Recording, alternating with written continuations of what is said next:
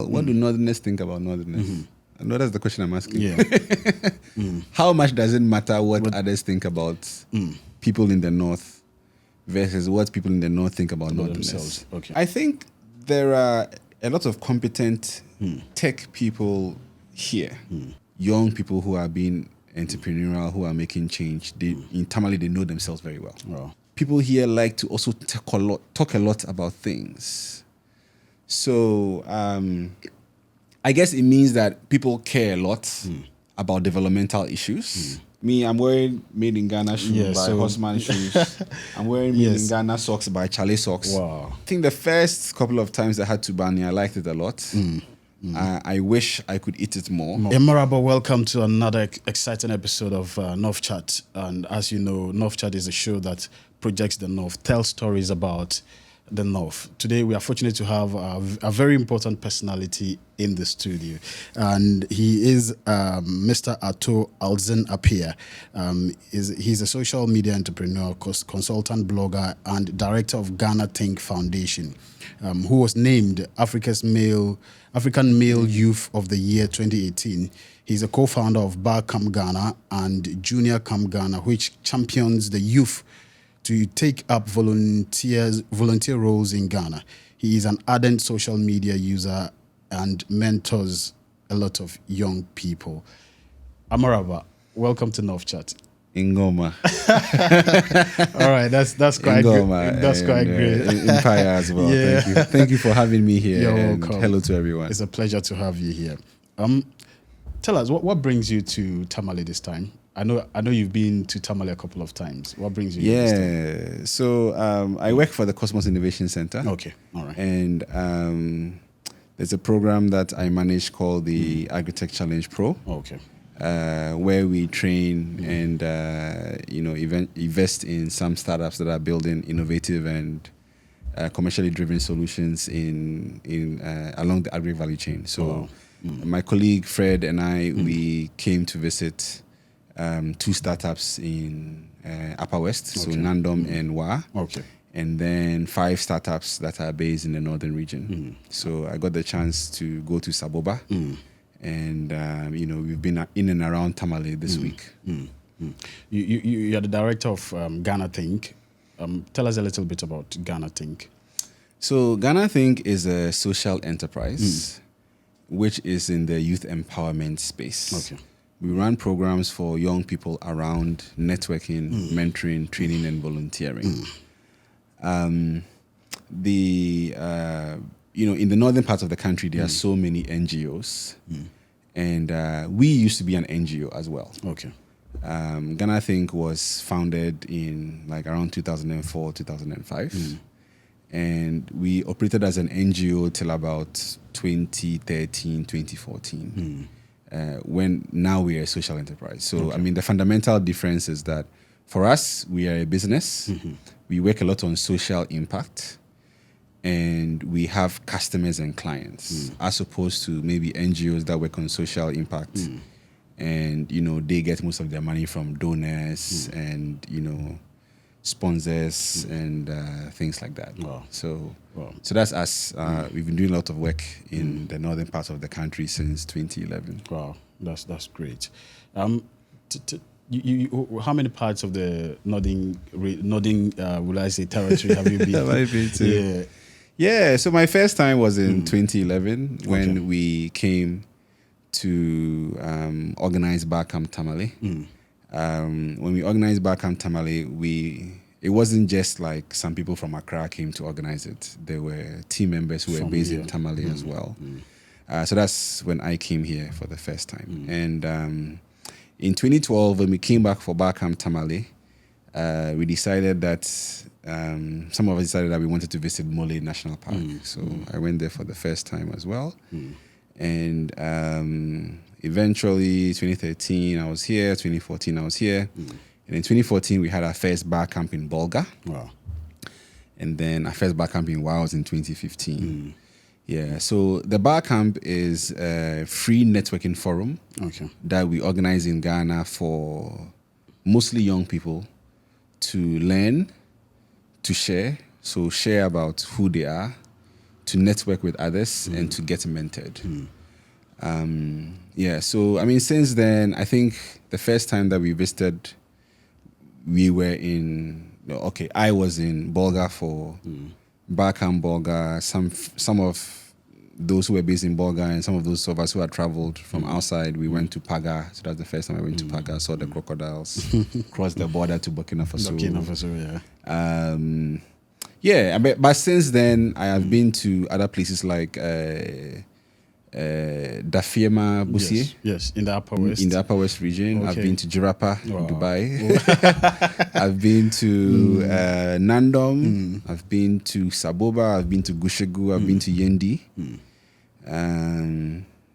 So it's lots of places. How's the experience been like being in the north? Oh, it's been great. I think for me, I love to travel around the country. Because first, I want to be able to meet friends of mine who live in other parts of Ghana, right? To see them, meet them, see how things are going. Secondly, I like to see how different parts of Ghana are developing. So not just infrastructure with like roads and buildings, but how are the young people developing? Like, are more young people running businesses? Are more young people getting into leadership positions? Are more young people able to increase their incomes to afford more things? So some of the things that are even curious for me as I visit places in the north is the idea of supermarkets, right? Are there bigger supermarkets now that young people patronize, right? Like, what are the restaurants in town that people are going to? So I like to see how people's lives are changing or improving, because one of the key things, and we talk about rural urban migration, and similarly, I think we might also see that a lot of times you have people who are migrating to Accra or migrating to Kumasi. So for me, I'm curious about, are things happening in Tamale that make young, great people in Tamale or young, successful people in Tamale want to stay here, right? Because if certain things are not happening, then they'll feel like, Tamale is too small for me, or I can't make enough money in Tamale, so I want to move to Kumasi or move to Accra. So these are things that I'm always looking at when I travel to all of these places. I think maybe part of it is because of what we do with the BarCamps, because at the BarCamps, a lot of young entrepreneurs, and because we are doing the BarCamps because we want to build a network of young change makers, doers, and entrepreneurs. So lots of change makers and entrepreneurs come to these events, and I'm curious to see how are their organizations growing, how are they growing themselves. So yeah. From the first time you came to Tamale and now, have you seen any changes with regards to the place, with regards to even the people who come to the BarCamp and all of that? Yeah, so I think on the BarCamp side, we've seen a number of people grow businesses, right? So, for instance, McCarthy McBarty is someone who has been part of the BarCamp Tamale team or Tamale team for GhanaThink since about 2012, right? And then over the years, he has started Hopping Academy, and we've seen it growing, right? There's also, let's say, Peter Owen, who runs Cow Tribe. So he and his co-founder started Cow Tribe, especially after some conversations that they had at BarCamp Tamale. Wow. I think the 2016 one, we had it at the Nat Hall. And I've seen how Cow Tribe has grown. Started and grown. Right? Yeah. So that's great to see. Like, there are several companies that are growing, becoming popular, are being known, or are hiring people that have just started within the last 5-10 years. Okay, so it's great to see that. And I think for me, I would say the other thing that has been interesting is seeing young people, or seeing some of the people that we knew enter bigger positions in organizations that they are in, or different organizations. Because it's important for us in this, because these are people who we want to be a certain kind of Ghanaian, right? We want them to be productive, want them to be progressive. We want them to be people who can get things done, right? So if we see how they are growing and where they are entering and positions that they are in, that's great. Even on the media side, right? I mean, I don't think when we had BarCamp Tamale 2011, there were YouTube channels like this. That's right? true. Yeah. So it's great to see that, that's also growing. So I can see a lot of changes, lots of positive things. And,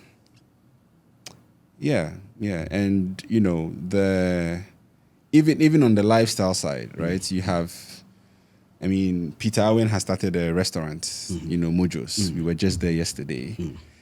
So it's good to see that young people are starting enterprises, but it's not that just they are starting, that the market seems to accept them and it can work, right? Because someone can start a restaurant and it won't work. It won't work, yeah. Yeah. A lot of people have, because we've this show is almost always about the North. Sure. And a lot of people have complained about how, what people think about Northerners, how difficult Northerners are, how this. With your experience with the people, what would you say? Well, what do Northerners think about Northerners? I know that's the question I'm asking. Yeah. How much does it matter what others think about people in the North versus what people in the North think about Northerners? Themselves. Okay. Right? So I think that is key, right? I think people in these parts of the country have to start thinking about others in this part of the country in a better way, just for the North to thrive, right? That has to happen, and I think when that happens, it will help people who maybe are not from these areas or who don't live in these areas do the same. But even around that, there are lots of Southerners who live here. Who are here, yeah. For instance, one of my friends, Kofi Labi, Accra boy, he's been living here for many years. And for a long period of time, he has been blogging about Tamale, right? So, for him, he thinks of Northerners in a great way. Maybe a lot of people might not, but, he taking the step to blog can help a lot of people who are not from the northern part, appreciate the northern part in a better way, right? Whether they live here or they don't live here. Yeah. So I think, you always have to try and project the positives, right? You have to try and project the positives so that you can give people the idea that they can be successful here and they can do things here. For me, I'll say from what I've seen in the past, especially, for the backgrounds that we've organized, people that I've interacted with, I think people here are quite political. They like to talk about politics. And I also feel that people here like to also talk a lot about things. So I guess it means that people care a lot about developmental issues. That's great. But I'll be more concerned about, fine, we care about developmental issues. What are we doing about it? Okay, because from where I sit, we should not be depending solely on the government and politicians to develop us or what we do. So even though we care about it and talk about it a lot, what are we doing about it? Like myself, yourself, the UDS student, the T-Poly student, the teacher at Tamasco, those kinds of things, like personal responsibility. And then you also come to the idea of the NGO space, right? So some people might say that, people in the northern part of the country are used to free things. They are used to NGOs doing this for them, doing that for them. And it's something that we've discussed amongst ourselves, that, we have to get, farmers. You have to dissuade them of the idea that, like, things that they are using to farm should always be free. Right? So, I think it's something that we also need to fix, right? Because basically, if we continue in this space of NGO this, NGO that, free this, free that, the place won't really develop because people will become entitled, right? People would feel like someone has to do something for me, so they won't improve themselves, and they will continue remaining poor because they get everything for free to do the business that they do or the work that they do. They are not improving themselves because there's no need for them to improve themselves, or they don't see it. So if you get to the point whereby they have to do more, they have to improve themselves, you don't get this for free. Or even if you get it for free, you have to pay something back. Then it will just ginger them to do more, and we can also see more development. What makes the North, in your experience, coming to the North, what makes this place quite unique?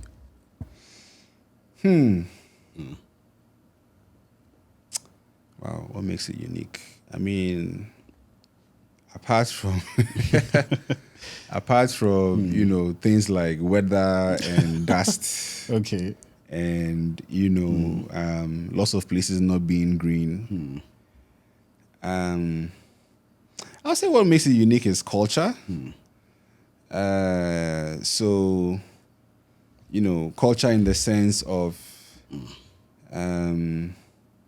maybe how people think about certain things and what people eat. I think one of the times that I was here, McCarthy took me to a place. We went to eat Tubani. And then I've also visited my fellow GhanaThink member, Jawad. He also has some Tubani at his house. So I think for me, unique would be culture. Culture, okay. So the food that, is a bit different from other parts of the country. Obviously, what people wear. I think one big difference is motorbikes. Everywhere you go, motorbikes. And how the yellows have also come in. Okay. Yeah, so I'll say, yeah, and then, I don't know. From the GhanaThink side of things, I also feel that the young people who are here, who are doing great things, they know themselves a lot more than, let's say, a place like Sunyani or a place like maybe a place like Takrade. Okay. Yeah, I think part of it is through the work that we've done with the BarCamps, but I feel like young people who are being entrepreneurial, who are making change, in Tamale they know themselves very well. Wow. I mean, you are doing some great work, especially with young people and all of that. And tech is now, one of the biggest industries in the world. With what you are doing, do you see a lot of young Northerners, a lot of young people from Tamale, Bolga, becoming, great tech giants? Yeah. So I think there are a lot of competent tech people here. I think the challenge is building great tech companies and the market. For instance, in this parts of the country, probably lots of people might need to build agri-tech companies. Okay. But the challenge is that there are not a lot of farmers who are literate, who can use smartphones, who have smartphones, who buy internet, all of those things. So let's take Cow Tribe, right? So when Cow Tribe started out, they were trying to be like an agri-tech company, build an app to do this, to do that. And then they realized that, they're going to struggle to get people to use this app. So they changed their business model a bit to focus more on last mile deliveries and, working with farmers. And then they've been able to grow from there. So they'll still have some tech in what they do, but they're not building like a pure tech company. We talk about yellows, right? Right now, Bolt is here. Yes Drive has been here. Why don't we still have an app that people can use to order yellows? Because you can build it easily. But will people use it? Right? Like most people have their yellow driver that they call. Most people have their motors. So why would an app for yellow work? Right? You first have to get to the point whereby enough people want to use the app, can use the app, and are willing to order a yellow and leave their motor at home. Okay, so people can build lots of great. I think for competence, I mean, UDS has people who are studying IT. You know, if you look at the hubs, people are studying IT. I mean, lots of people are learning this on their own. So people can build great tech, but the issue is, can they build great tech companies? Yeah, so that's something that we have to fix, and we can only fix that when you have more people who are literate. You've been able to do the research, and you can build something well. I mean, let's take, I think the first time I came here in 2011, one of my friends, Jamila, she introduced me to movies made in Tamale. I had never watched a movie made in Tamale before. And what stops someone from building a website whereby people can go and watch lots of northern movies? Or what stops someone from having a popular YouTube channel where people can come and watch northern movies? All of that is tech, right? But you need to be able to do the business side of things and come up with something that would work. Yeah. I think education is also a key component of all of these. Yeah.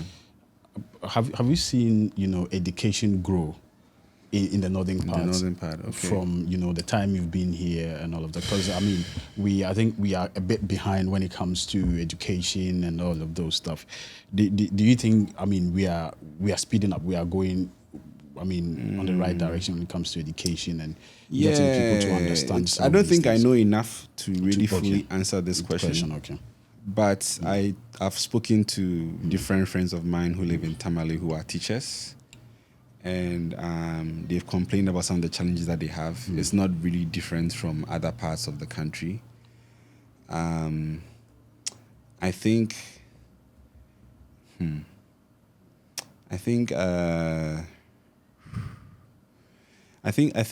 there can be more educational institutions, right? There can be more educational institutions, but I also think that those who are educating in the northern part of the country have to become more competent, and they have to be trained more, so that those that they are teaching and training will also become better. I think there's a little gap. There's a little gap if you compare it to maybe some of the more popular universities in the south. It might be a resource-based thing, right? That maybe if like UDS had more money, they can do more. They can be trained more to deliver like better education. And then, again, it's for me, it comes to the market, right? If you have more people in Tamale and the northern parts of the country, Wara Bolga, who have more money, then you can see someone who will start like some private schools that would have great quality and people can afford, and then you can also up the education, right? I think my friend Kofi Labi works with Savannah International Academy or something like that. So that's one of those schools, but you need more of those, right? So I think, you have to, for me, we have to like find a way. And a lot of the NGOs are also seeing that they can't keep giving donations and aid all the time. So there are some people who are converting to social enterprises. There are some of these organizations that are putting in things for sustainability. That's something that we really have to fix. We have to get to the point whereby people have more money, and even if they don't have that much money, they are willing to pay for things, because if they pay for things, they would improve. Wow. Yeah. This has been an amazing conversation, and because of time, I know you are very busy. You are going to other places and all of that. So, what would you like to say? What are your final words to the people of the North, as somebody who, cares so much about young people in the northern parts of Ghana to, be coming here from time to time to, have BarCamps and all of that to improve, their skills. Yeah.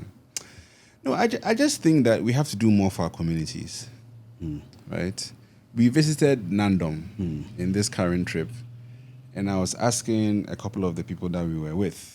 There's one professor from UBITS, and then one of my friends who actually, Moses, he was trained through our Comseco program as a social entrepreneur. He currently works for KIC. And I was asking them about, we've heard of different famous people who are from Nandom. But I was asking, like, have they built houses in Nandom? Right? I think we need to do more for our communities. We need to, people who are from here, whose hometowns are here, have to do more for this area. Absolutely. And I know there might be challenges of, I don't know, maybe they have issues with some family members, they have issues with somebody else. We can't depend on people from other parts of the country or tourists for us to make money here. It's not sustainable, right? So, for instance, like, you have playgrounds, children playgrounds. Why isn't there a roller coaster in Tamale? Do we feel that if you build a roller coaster, nobody will come? Okay, so if nobody will come, how do we solve that? So that someone, because if you have different types of businesses, it helps lots of other people.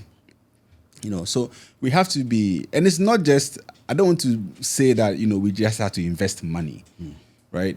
We have to help get things done here so that people can increase their incomes, people can be interested in things, people can be like, because if you have a roller coaster here, people, just because they've not used a roller coaster before, they would want to come and use it and pay for it. You know? And then we're talking about Ghana month. So me, I'm wearing Made in Ghana shoes by Horseman Shoes.